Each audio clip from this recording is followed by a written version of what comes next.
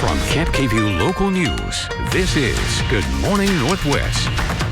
Good morning, Northwest, and happy Monday. Thanks for starting your work week off with us. Let's check in with Chief Meteorologist Kristen Walls on this Monday morning. And Kristen, it is also day 1 of February. Yes, and if you look at the current temperatures early this morning, I think the temperatures are a little confused that it's still winter, but some spots are actually feeling a whole lot like spring around the area with these numbers in the 50s. Winds are picking up. So certainly starting off with some unsettled weather early this morning.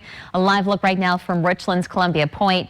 Wind advisory in place for some locations. You can see currently our sustained winds from the foothills of the Blues from Walla Walla down into Pendleton. That's where we're going to have a little bit of a headache this morning with some gusty winds expected there. But Tri-Cities into the Yakima Valley, really not too bad. But where we have some mild temperatures, 50 right now, Tri-Cities, 56 in Walla Walla, and then much colder for Yakima. And there are a few showers that are moving through the Pacific Northwest, even locally. So just have the umbrella nearby for today. I think overall, though, we'll have a mostly cloudy sky, a few peaks of some sunshine, and again, dodging a few rain showers, close to 60 degrees this afternoon. Coming up, a look at how long those winds are expected to last. Your full forecast is on its way. Thank you, Kristen. In Kennewick, police are investigating a domestic violence incident after someone called 911 saying a woman with a beaten up face and who was in handcuffs ran to them for help. Officers responded to the 1100 block of West 53rd Avenue shortly after 8 a.m. yesterday. But once officials were called, the woman took off. Officers said the woman suffered injuries to her face and wrist. They were able to locate the house where the crime happened. Officers arrested a 40-year-old man for unlawful imprisonment and domestic violence. In Olympia, 7 people were taken into custody yesterday as law enforcement rushed in and swept the Red Lion Hotel there. Homeless activists with a group called Oli Housing Now occupied the hotel after advocates booked 17 rooms and demanded that Thurston County continue to pay for the rooms. The group said they paid for one night in the rooms and moved 33 homeless people in and had plans to stay indefinitely. But hotel staff told police a mob of people with weapons stormed the lobby demanding rooms and that an employee was assaulted trying to stop people from getting inside. But activists tell a different story. The hotel managers aren't talking with anyone trying to get people housing. They're also not talking with any guests coming in to check in, and they're blaming it on us. But in reality, we're leaving this business completely open for them to keep conducting business. Police say at least 7 people from the hotel were taken into custody for various crimes like burglary and trespassing, and they are expecting to make more arrests. The city of Seattle has been ordered to pay nearly $82,000 to attorneys for Black Lives Matter to cover their costs in pursuing contempt of court violations against the Seattle Police Department. The Seattle Times reports the contempt violations were for the improper use of pepper spray and blast balls by police against peaceful protesters. The amount U.S. District Judge Richard Jones ordered was significantly less than the nearly $264,000 in fees sought by lawyers for BLM. A man has been arrested for killing and dismembering 2 women whose bodies were found Thursday morning in an abandoned Honda. 28-year-old Mauricio Nava Garibe was taken into custody and admitted to stabbing and punching the first victim inside the car. As this was happening, the second victim allegedly walked into the garage and Mauricio pushed her over, then cut her neck. Court documents said he then dismembered their bodies and placed them into the car. Adams County Sheriff's deputies found the car near West Charlotte Lane. The investigation is ongoing. On Friday afternoon, thousands of appointments opened up for this week's group of COVID-19 vaccinations at the Benton County Fairgrounds. However, technical difficulties may hinder your ability to see those appointments. Officials have said that the state put up too many appointments for this week's sessions. While they didn't specify how many appointments will be available specifically, the Prep Mod link offered around 5,000 appointments for the week of February 2nd. Visit the Washington State Phase Finder tool to find out if you're eligible to be vaccinated in Phase 1B. Over the weekend, Washington Governor Jay Inslee issued a proclamation to protect young adults in foster care. The proclamation will protect individuals benefiting from extended foster care services from aging out of foster care at 21 years old. This comes after Congress passed the Consolidated Appropriations Act, which prohibited states from enforcing aging out rules during the pandemic. Congress's act extends the same protections to individuals benefiting from foster care services nationwide. Inslee's proclamation comes shortly after reports that Washington state relocated hundreds of foster care children. The Centers for Disease Control and Prevention is extending the order to halt some evictions through March.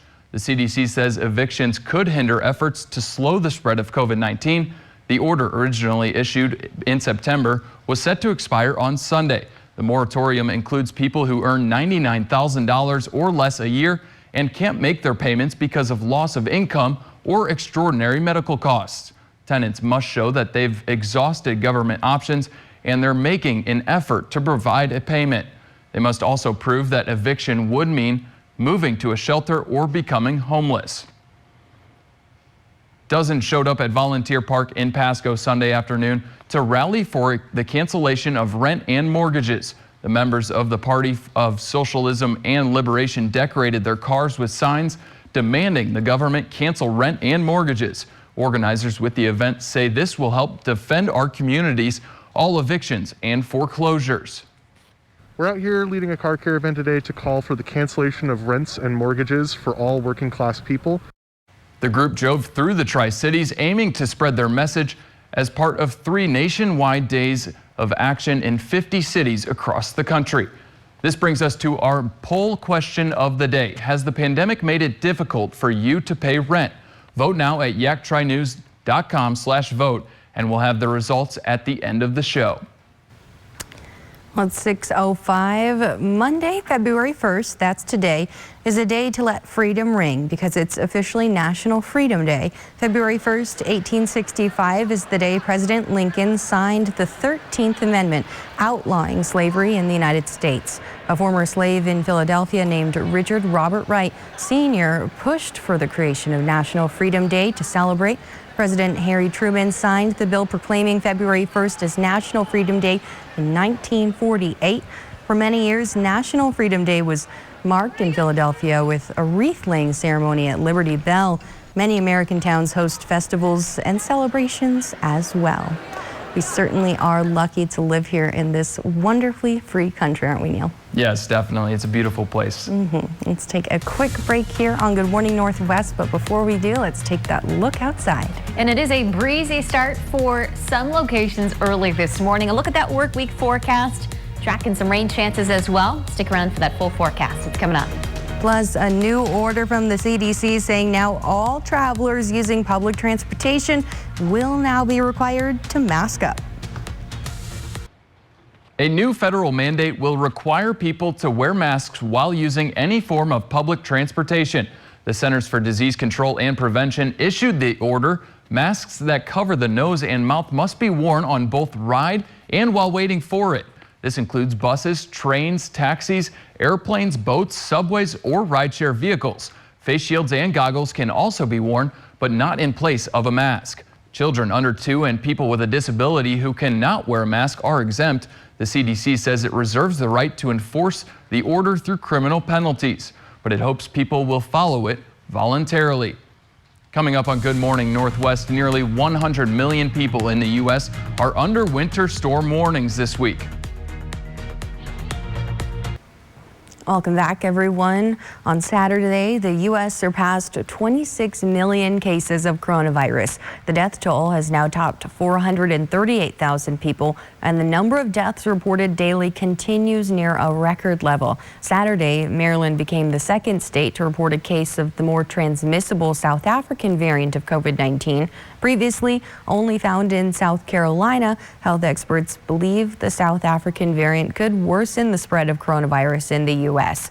Johnson & Johnson is expected to seek approval from the FDA for its new COVID-19 vaccine this week.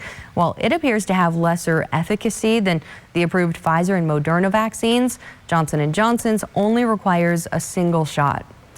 The Los Angeles Police Department is mourning the loss of 2 more of its members to COVID-19.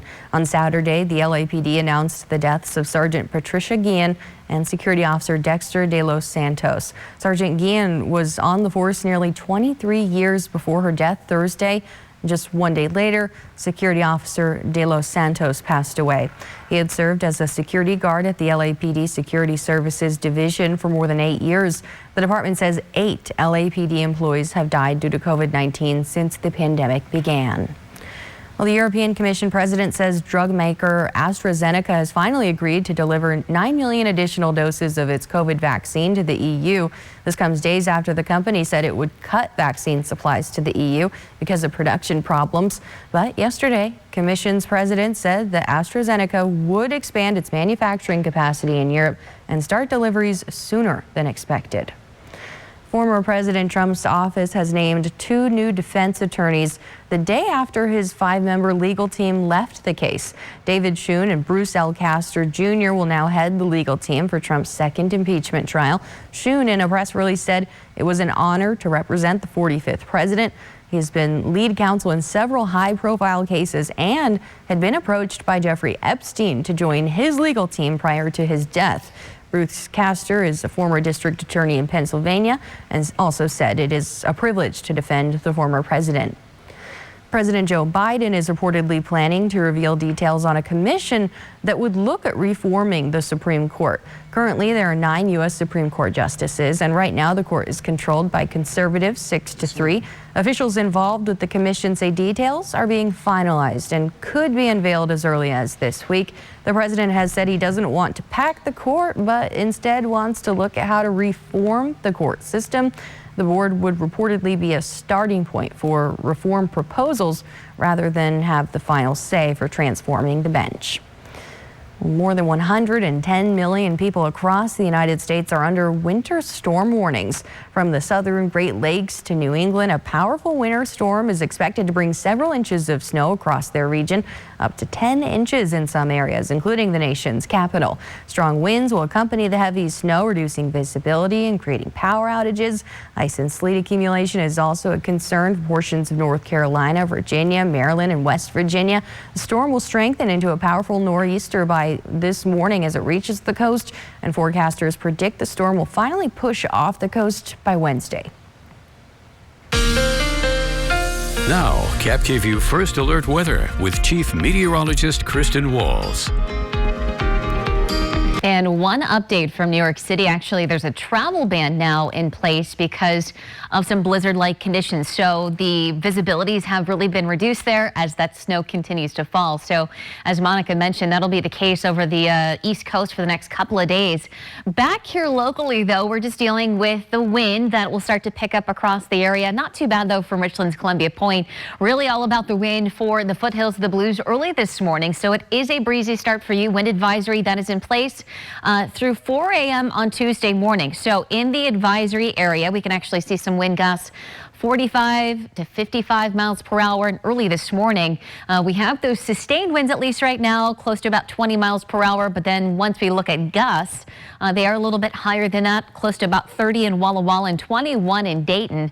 Now, because of some of these winds that have been picking up, those downsloping winds, creating some fairly mild temperatures early this morning, currently at 56 in Walla Walla, 53 in Pendleton, and then a little bit of some wind here in the Tri-Cities, but it hasn't been bad, but it has been enough to create some mild temperatures for you this morning, close to 50. Chilly start, though, for Yakima, 36 and 38 degrees over into Ellensburg. Now, the Pacific Northwest is unsettled. Here locally, we have just a few showers that'll pop up from time to time. We had one shower that's now heading up north towards Othello. Most locations locally are dry, but as we take a look here, that winter weather advisory, that's in place for the eastern slope. So above 4,000 feet, expecting up to 6 inches of snowfall. That goes until about 10 o'clock tonight. So that snow level, if you are planning on traveling, is above 4,000 feet. So just checking Snoqualmie Pass, which is below 4,000 feet. It is currently raining right now. No travel restrictions there. So just a heads up, eastern slopes might be a bit dicey, but overall not looking too bad through the Cascades, I should say, early this morning. So here's Futurecast as we take you through this morning. We'll have some of those showers popping up around the Yakima and the Kittitas Valley, and then by later on this afternoon into the Columbia Basin. Not a whole lot of activity, but a spotty rain shower or two is expected. Now that will continue through early on Tuesday morning. There's 6 a.m., but then we should see some sunshine returning. But just a heads up, I do think the wind will be transferred into the Columbia Basin on Tuesday. So some of our wind gusts on Tuesday could be up to 25 miles per hour. 44. And then by Wednesday, maybe a sprinkle or a flurry early on. Second half of the day, going back to some drier conditions. Temperatures, though, this afternoon, upper 40s for Toppenish and Yakima. Close to 60 in the Tri-Cities with 55 in Connell, 52 degrees in Hanford, 57 in Pendleton, and then 61 in Walla Walla. Overnight tonight, just a few showers. A breezy night is expected, upper 30s and low 40s. So your 7-day forecast, again, will be a breezy day tomorrow, maybe a few morning showers early on, maybe a morning shower as well Wednesday, but quiet towards the end of the work week. More sunshine, above average temperatures with 55 on Friday. And then that 7-day forecast in Yakima, partly sunny Tuesday at 48. Might have a slight chance for a sprinkle or flurry early Wednesday morning with that high of 44. Thank you, Kristen. Coming up next, the latest scam has to do with COVID vaccine cards. How to keep yourself from being a target. Welcome back at 6:24. Dole has issued a voluntary recall of its Endless Summer Salad Kit because it isn't labeled properly for allergens. People with allergies to eggs or fish could be exposed in a batch sold to 17 states, many in the West and Midwest. Dole says the salad dressing and the topping kit was accidentally swapped in the production process. No illnesses or allergic reactions were reported before the recall. The packages all have a best if used by date of January 26. If you have questions, there's more information on the FDA.gov website under safety recalls. The Better Business Bureau is warning people not to share their vaccine cards online. Vaccination cards have personal information on them, like your full name, your birthday, and where you got the vaccine. But it's not just personal information scammers could be after. They could use your real card to make a phony one. Scammers have been caught selling fake vaccination cards online in Great Britain already, and the BBB warns that it's only a matter of time before that starts in the U.S. If you want to share the momentous occasion online, you can take a photo of your vaccine sticker or take a selfie outside the clinic. At 6:25, it is time now to take a look at our reason to smile today. Take a look at this cute fur ball. Okay, let's take a look. So adorable. Aww. So this is Klondike. I like the name too. That is the perfect name for this little Art one. submitted this photo. He says that Klondike is either sleeping or needing to be pulled off the ceiling. What?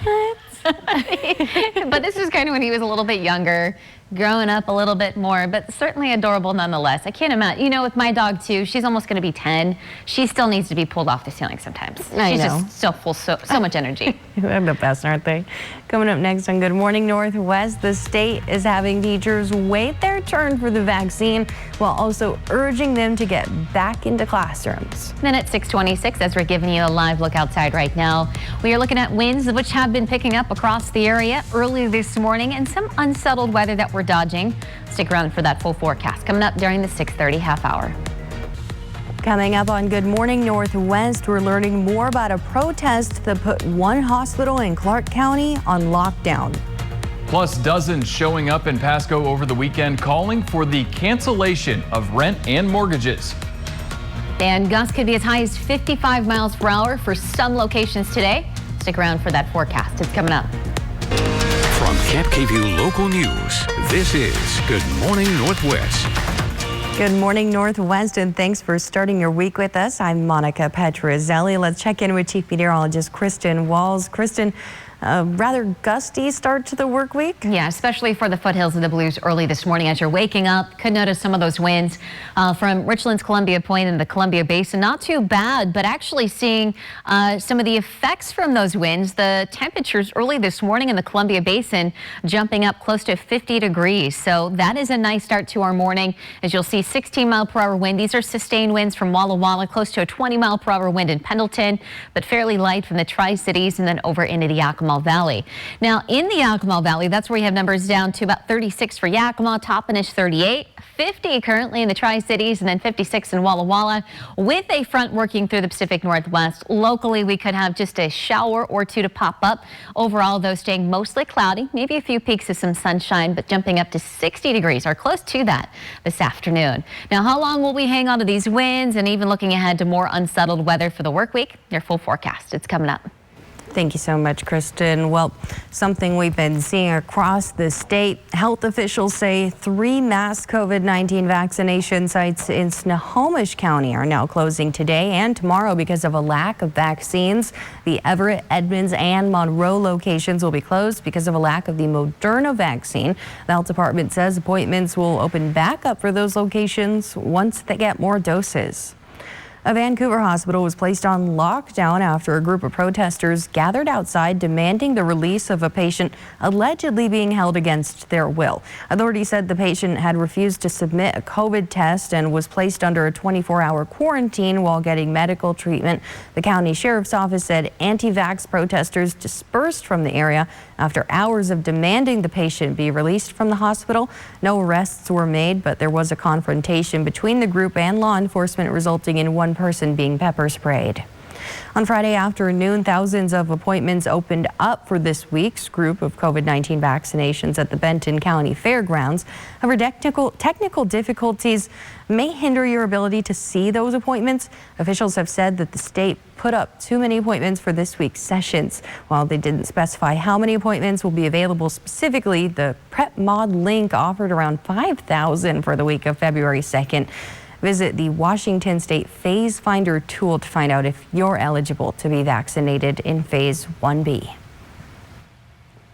Dozens showed up at Volunteer Park in Pasco Sunday afternoon to rally for the cancellation of rent and mortgages. The members of the Party for Socialism and Liberation decorated their cars with signs demanding the government cancel rent and mortgages. Organizers with the event say this will help to defend our communities, all evictions and foreclosures. We're out here leading a car caravan today to call for the cancellation of rents and mortgages for all working class people. The group drove through the Tri-Cities, aiming to spread their message as part of 3 nationwide days of action in 50 cities across the country. This brings us to our mega poll question of the day. Has the pandemic made it difficult for you to pay rent? Vote now at yaktrinews.com/vote, and we'll have the results at the end of the show. Over the weekend, Washington Governor Jay Inslee issued a proclamation to protect young adults in foster care. The proclamation will protect individuals benefiting from extended foster care services from aging out of foster care at 21 years old.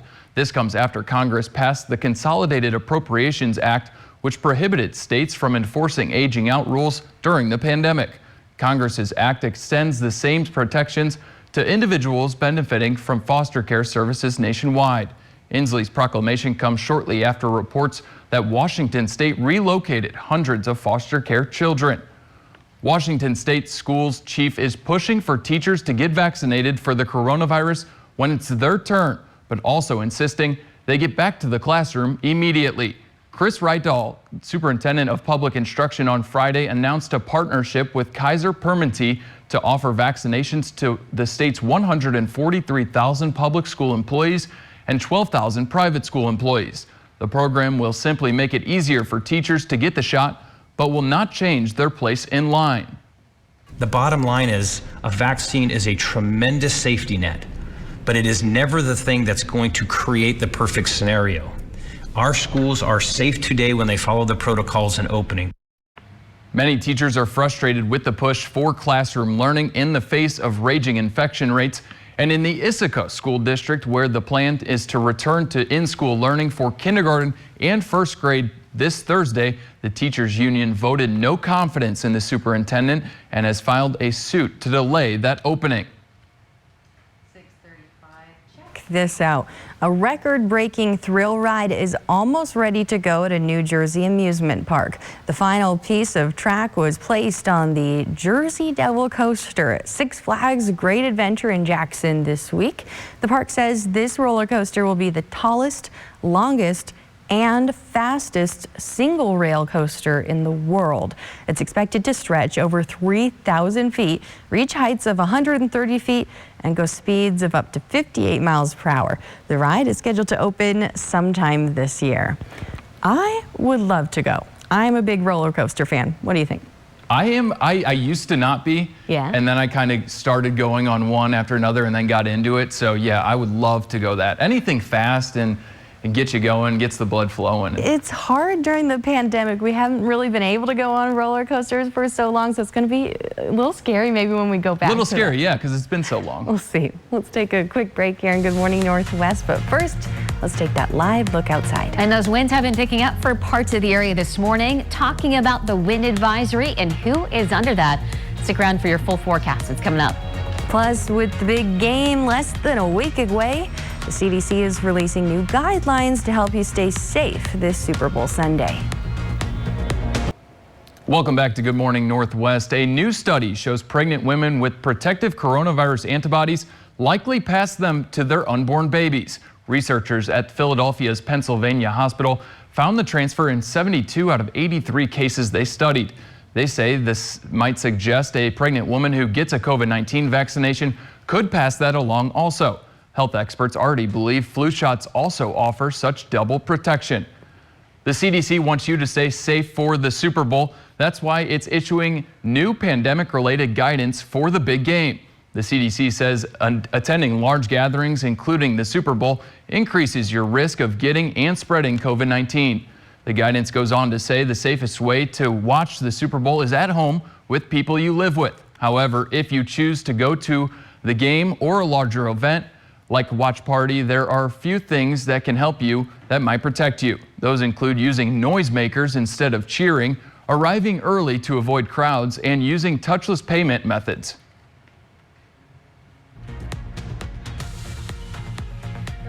Good Morning Northwest. New video shows 2 pipe bombs discovered near the Capitol on January 6th were placed there the night before the insurrection. Weather with Chief Meteorologist Kristen Walls. And we had some fairly mild temperatures yesterday for some locations in the upper 50s.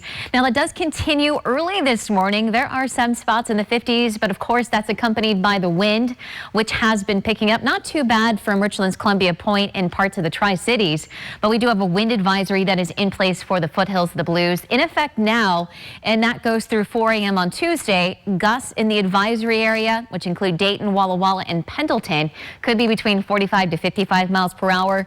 And we are looking at some sustained winds early this morning, close to 20 from Walla Walla down into Pendleton, up to about 7 in the Tri-Cities. So not too bad early in. And I think a majority of the Columbia Basin and the Tri-Cities will stay light today, but then later tonight, and especially for your Tuesday, will start to pick up. There's your current wind gust in Walla Walla, currently close to 30 miles per hour. Now, with these winds, we're seeing those temperatures up to 56 already in Walla Walla, 53 in Pendleton, 50 degrees in the Tri-Cities. That's all due to those downsloping winds, but much colder out to our west in the Yakima Valley with 36 in Yakima. And then Ellensburg, good morning to you. You're at 38 degrees.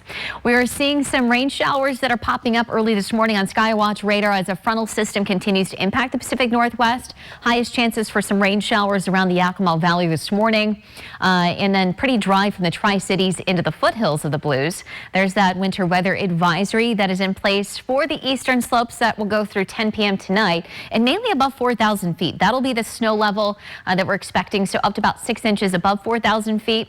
You can see the rain showers that are coming down around Seattle and Portland, so certainly a soggy start on the west side today. And the latest check through Snoqualmie Pass, which is below 4,000 feet, there's some rain showers that are coming down there at the moment. So no travel restrictions if you're heading in that direction. So radar Futurecast, as we take you throughout early this morning, we'll have a few showers that'll pop up around the Yakima and the Kittitas Valley.